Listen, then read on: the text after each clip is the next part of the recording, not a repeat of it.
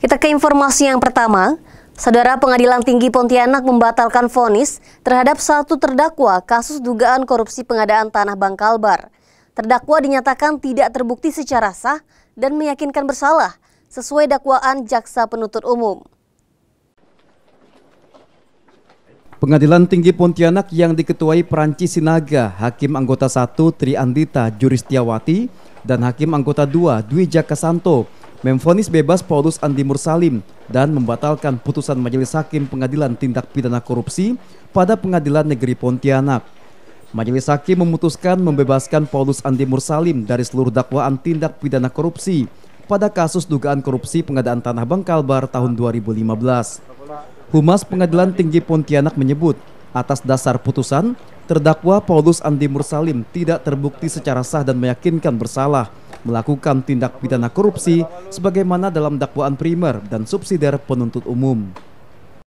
Dalam putusan ini, Hakim Anggota 2 Dwi Jakasanto mengeluarkan dissenting opinion atau pendapat berbeda, yaitu bahwa kerugian negara dalam perhitungan BPKP dalam kasus ini tidak semuanya masuk dalam ranah pidana, sehingga tidak sependapat soal lamanya penjara dan besarnya denda kepada terdakwa atas putusan Pengadilan Negeri Pontianak. Namun tidak sependapat dengan uang pengganti dan pemidanaan atau lamanya pidana dan pidana tambahan sesuai amar putusan PN. Berdasarkan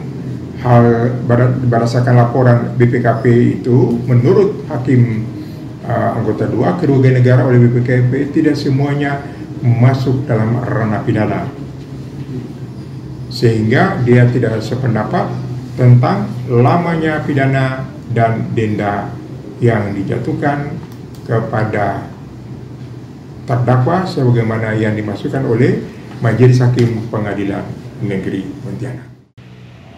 Sebelumnya, pada 3 September 2025, Majelis Hakim Pengadilan Tipikor pada Pengadilan Negeri Pontianak yang diketuai Idewa Gede Budi Dharma Asmara dengan anggota Wahyu Kusumaningrum dan Arif Hendriana menjatuhkan vonis 10 tahun penjara kepada Paulus Andi Mursalim. Selain itu, Paulus juga dijatuhi denda 500 juta rupiah, subsidiar 2 bulan kurungan, dan diwajibkan membayar uang pengganti sebesar 31,47 miliar rupiah. Doris Pardede, Kompas TV, Pontianak, Kalimantan Barat.